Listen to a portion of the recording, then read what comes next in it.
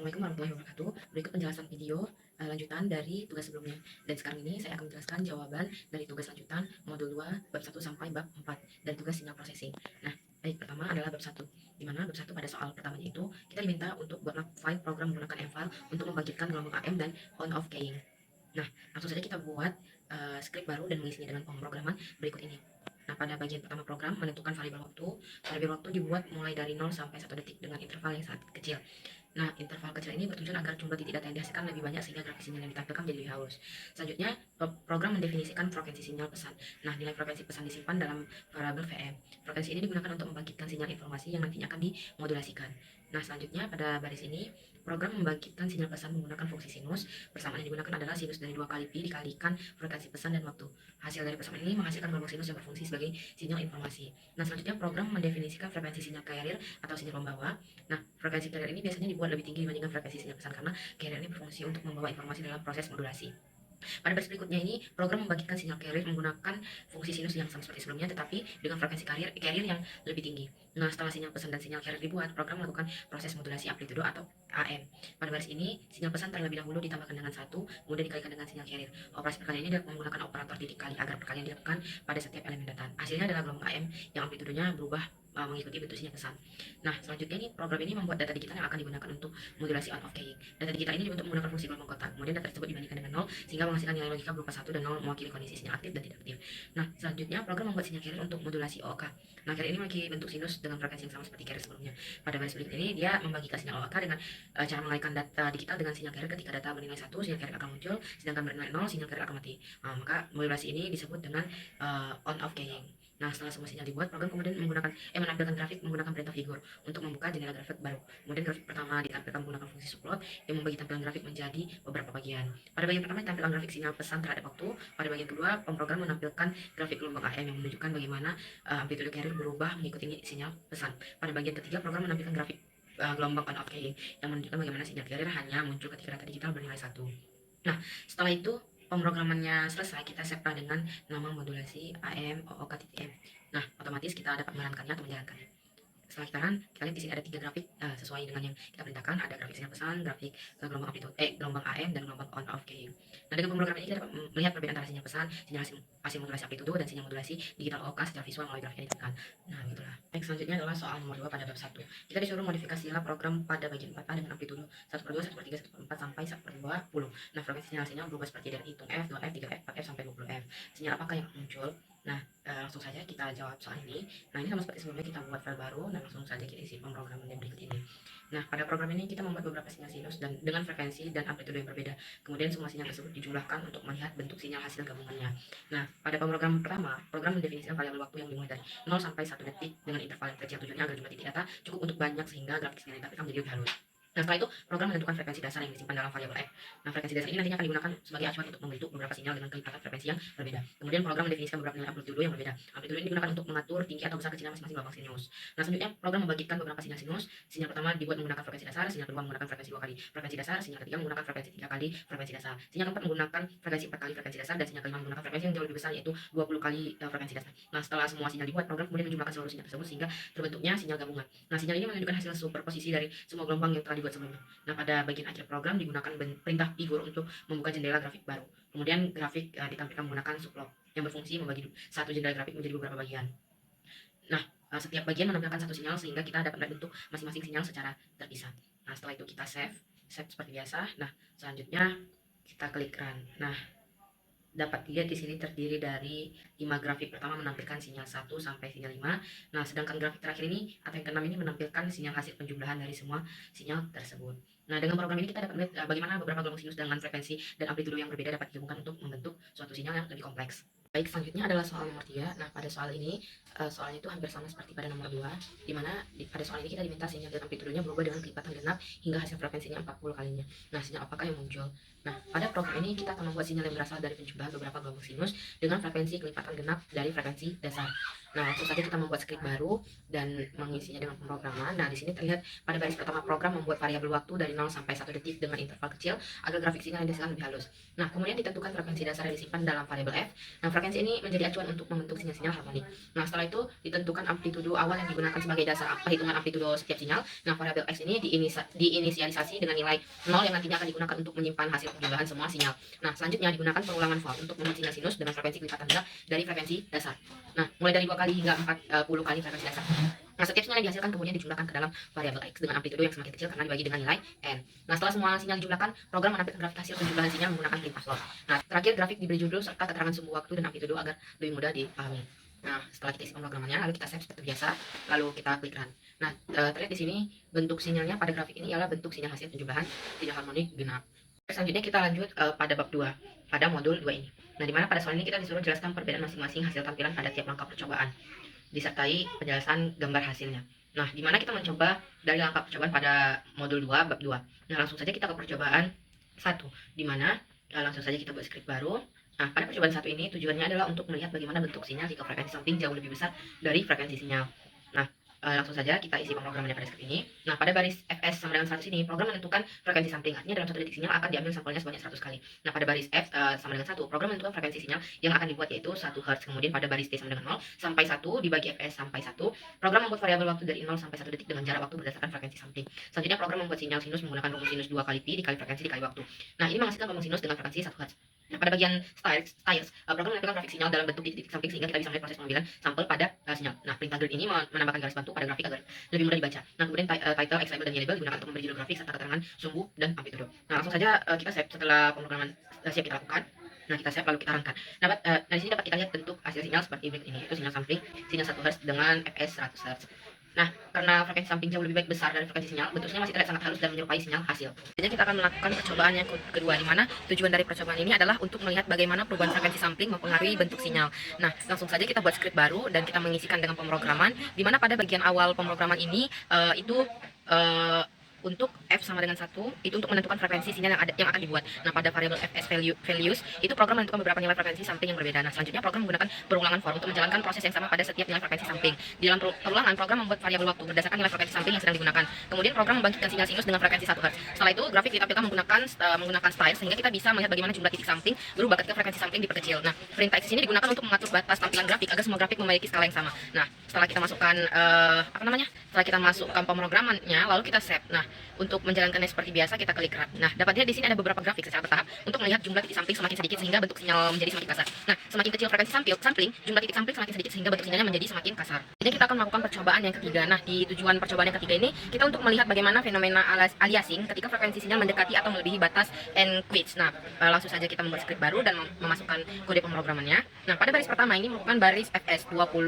Ini program ini menentukan frekuensi sampling. Kemudian program membuat variabel waktu berdasarkan frekuensi sampling tersebut. Nah, selanjutnya dibuat beberapa nilai frekuensi sinyal yang berbeda untuk diuji. Nah, program menggunakan perulangan for untuk mencoba setiap frekuensi sinyal. Nah, di dalam perulangan, program membuat sinyal sinus berdasarkan frekuensi yang sedang diuji. Nah, kemudian grafik ditampilkan menggunakan style sehingga terlihat bagaimana bentuk sinyal hasil sampling. Nah, ketika sudah selesai kita programnya seperti biasa kita save dan kita runkan. Nah, terlihat di sini ada beberapa grafik. Nah, di sini jika frekuensi sinyalnya itu terlalu tinggi dibanding frekuensi sampling, bentuk sinyal yang muncul menjadi berbeda dari sinyal aslinya. Nah, fenomena inilah yang disebut dengan aliasing. Selanjutnya kita akan melakukan percobaan yang keempat, yang dimana itu adalah sampling sinyal jamak. Nah, tujuan dari percobaan ini adalah untuk melihat bagaimana sinyal kompleks dapat terbentuk dari penjumlahan beberapa sinyal sinus. Nah, langsung saja kita buat script baru dan masukkan kode pemrogramannya. Nah, dari pemrograman ini pada bagian awal ini adalah untuk menentukan frekuensi dasar dan frekuensi sampling. Kemudian dibuat variabel waktu untuk 1 detik. Nah, selanjutnya program membuat beberapa sinyal sinus dengan frekuensi yang berbeda, yaitu kelipatan dari frekuensi dasar. Nah, setelah semua sinyal dibuat, program menjumlahkan semua sinyal tersebut sehingga terbentuk satu sinyal gabungan. Nah, yang terakhir program menampilkan grafik sinyal gabungan menggunakan plot. Nah, lalu kita save, langsung saja kita save dan kita runkan. Nah, dapat lihat seperti inilah gambar grafiknya. Nah, kesimpulannya itu adalah sinyal kompleks sebenarnya dapat terbentuk dari penjumlahan beberapa sinyal sinus dengan frekuensi berbeda. Oke, baik, selanjutnya kita akan melakukan percobaan yang kelima, yaitu adalah tujuannya untuk melihat pengaruh perubahan frekuensi sampling terhadap sinyal yang terdiri dari beberapa frekuensi. Nah, seperti biasa kita buat script dan mengisikan pemrogramannya. Nah, pada baris pertama yaitu Fs values itu digunakan untuk menentukan beberapa nilai frekuensi sampling yang akan diuji pada program. Nah, selanjutnya adalah for i sama dengan 1, yang baris kedua itulah perintah perulangan untuk menjalankan program sebanyak jumlah nilai sampling yang ada. Baris yang ketiga yaitu Fs itu adalah untuk mengambil nilai frekuensi sampling yang sedang diproses lalu membuat vektor waktu dari 0 sampai 1 detik. Lalu Y1 sampai Y6 itu membuat 6 sinyal sinus dengan frekuensi kelipatan dari frekuensi dasar. Nah, selanjutnya semua sinyal tersebut dijumlahkan menjadi satu sinyal gabungan atau dibuat sama dengan Y. Nah, Nah, selanjutnya figur adalah untuk membuka jendela grafik baru, dan styles adalah untuk menampilkan grafik sinyal hasil sampling dalam bentuk tangga. Dan grid on ini menampilkan garis bantu pada grafik, dan title dan X label Y label itu memberikan judul grafik serta keterangan sumbu waktu dan amplitudo. Dan N adalah menutup perulangan sehingga grafik akan ditampilkan untuk setiap nilai frekuensi sampling. Nah, kita save dan kita run. Nah, terlihat di sini ada berikut hasil grafiknya. Nah, di sini semakin kecil frekuensi samplingnya, bentuk sinyal jamak menjadi semakin sulit dikenali karena jumlah titik sampling semakin sedikit. Baik, selanjutnya adalah percobaan yang terakhir atau percobaan yang keenam, yang dimana tujuan percobaan ini adalah untuk merekam suara menggunakan MATLAB dan melihat bentuk sinyal suara yang dihasilkan. Nah, langsung saja kita buat script baru dan mengisi dengan kode pemrogramannya. Nah, pada baris pertama, program menentukan frekuensi sampling suara yang digunakan saat merekam. Nah, kemudian dibuat objek audio recorder yang digunakan untuk proses perekaman suara. Nah, perintah display ini digunakan untuk menampilkan pesan bahwa proses rekaman dimulai. Selanjutnya, recording blocking. Nah, ini digunakan untuk merekam suara selama beberapa detik. Nah, setelah rekaman selesai, program menampilkan pesan bahwa proses rekaman telah selesai. Kemudian data suara hasil rekaman diambil menggunakan getau diodata. Nah, perintah sound digunakan untuk memutar kembali suara yang telah direkam. Terakhir, program menampilkan grafik sinyal suara menggunakan plot sehingga kita dapat melihat bentuk gelombang suara tersebut. Nah, setelah kita masukkan pemrogramannya atau perintahnya, kita akan save seperti biasa dan mengklik run. Nah, ketika kita klik run, di sini terlihat ada perintah untuk merekam suara. Nah, langsung saja kita rekam suara. Nah, lalu dapat lihat bentuk grafiknya seperti ini. Nah, program ini menunjukkan bahwa MATLAB dapat digunakan untuk merekam, memutar kembali, dan menampilkan bentuk sinyal suara. Selanjutnya kita lanjut ke bab 3, di mana pada soal yang pertama bab 3 ini adalah kita disuruh membuat program M-File untuk membangkitkan nada panggil nomor HP masing-masing. Nah, disuruh ubah frekuensi sampling menjadi up dan down sampling, amati perubahan nadanya. Nah, untuk menjawab soal ini langsung saja kita buat script baru dan isi dengan pemrograman berikut ini. Nah, pada baris pertama, pada bagian ini, itu program membuat daftar beberapa nilai frekuensi sampling. Nilai ini nanti digunakan untuk melihat bagaimana perubahan frekuensi sampling mempengaruhi suara yang dihasilkan. Nah, pada baris kedua ini, program membuat variabel waktu untuk durasi nada. Nah, artinya setiap nada akan diputar selama sekitar 4/10 detik. Nah, pada baris ketiga, program menyimpan deretan angka yang merupakan nomor HP masing-masing. Nah, angka tersebut adalah nomor handphone saya, dan setiap angkanya nanti akan diubah menjadi nada seperti nada pada tombol telepon. Nah, baris berikutnya, program membuat perulangan untuk mencoba setiap nilai frekuensi sampling yang sudah disimpan sebelumnya. Nah, selanjutnya program mengambil salah satu nilai frekuensi sampling dari daftar tersebut untuk digunakan pada proses pemutaran suara. Nah, baris berikutnya, perintah display ini digunakan untuk menampilkan pesan di command window yang memberi informasi bahwa program sedang memutar nada dengan frekuensi sampling tertentu.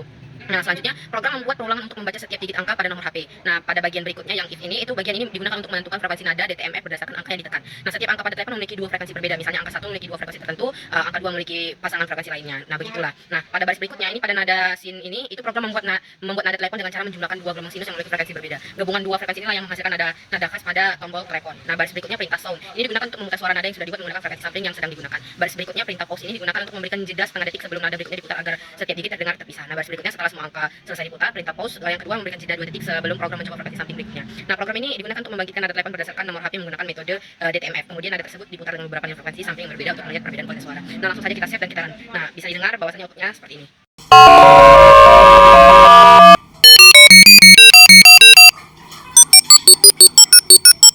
Selanjutnya soal nomor 2, di mana soalnya buatlah program M-File untuk membangkitkan satu full lagu. Nah, lagunya itu kita pilih sendiri, lalu sesuaikan frekuensi sampling sehingga nada menjadi jelas didengar. Nah, langsung saja kita buat script baru dan membuat file baru dan mengisi dengan programnya, di mana bagian pertama ini daftar frekuensi sampling. Program ini membuat daftar beberapa nilai frekuensi sampling yang akan digunakan untuk memutar lagu. Tujuannya adalah untuk melihat bagaimana perbedaan frekuensi sampling mempengaruhi kualitas suara yang dihasilkan.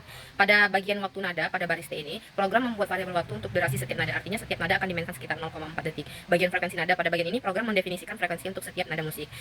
Ini ada DO, DO ini memiliki frekuensi sekitar 261 Hz, dan Re sekitar 293 Hz, dan Mi sekitar 329 Hz, dan Fa sekitar 349 Hz, Sol sekitar 392 Hz, dan sampai melodi selanjutnya. Nah, bagian melodi lagu ini, program menyusun urutan nada yang akan dimainkan. Urutan nada tersebut membentuk melodi lagu Apuse. Nah, jadi program akan memainkan nada satu persatu sesuai urutan yang sudah ditentukan. Perulangan frekuensi sampling pada baris 4 ini, program membuat perulangan untuk mencoba setiap nilai frekuensi sampling yang ada pada daftar. Mengambil nilai Fs pada baris Fs list ini. Program mengambil salah satu nilai frekuensi sampling dari daftar nilai tersebut untuk digunakan saat memutar suara, menampilkan informasi perintah. Nah, display ini digunakan untuk menampilkan pesan di command window bahwa program sedang memutar lagu Apuse dengan frekuensi sampling tertentu. Nah, perulangan lagu pada baris 4i ini, program membuat perulangan untuk membaca setiap nada yang ada pada melodi lagu. Dan pada baris nada, program membuat gelombang sinus berdasarkan frekuensi nada yang sedang diproses. Gelombang sinus ini merupakan bentuk dasar dari sinyal suara.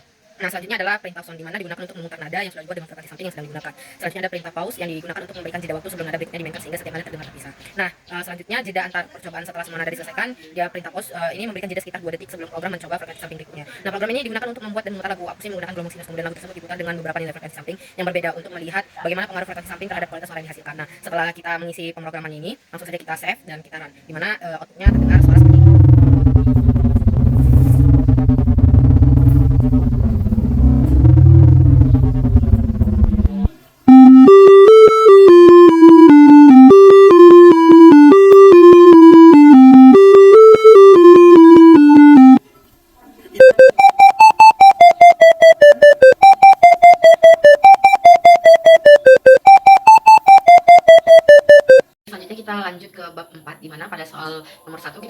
buat sinyal diskrit, dan kita disuruh menentukan beberapa tampilan hasil sinyal menggunakan MATLAB. Nah, untuk menjawab soal ini langsung saja kita membuat script baru dan isi pemrogramannya. Nah, di mana pada baris pertama ini itu dia baris pertama itu adalah untuk membuat program sinyal diskrit pertama. Artinya kita mendefinisikan nilai sinyal X1 yang berisi beberapa amplitudo yaitu 1, 0, 3, 4, dan 2. Nah, sedangkan N sama dengan 1, 0 sampai 4 menunjukkan indeks waktu diskrit dari sinyal tersebut.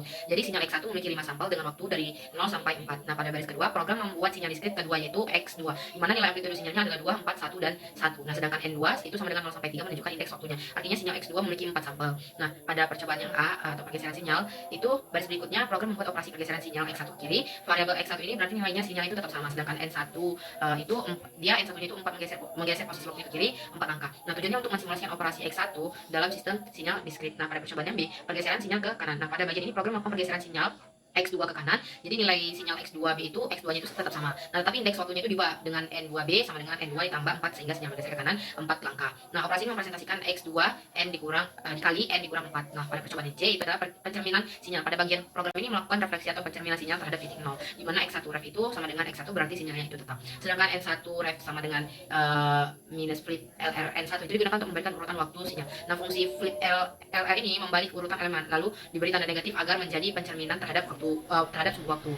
Nah, hal yang sama juga dilakukan pada sinyal X2. Nah, tujuan untuk mendapatkan bentuk X dikali min N itu persiapan operasinya sebelum melakukan operasi matematika seperti penjumlahan dan perkalian. Kedua sinyal harus memiliki jumlah elemen yang sama. Karena sinyal X1 memiliki 5 elemen sedang X2 hanya 4, maka program menambahkan 1 0 di akhir sinyal X2 sehingga dibuat variabel X2 padded agar panjangnya sama dengan X1.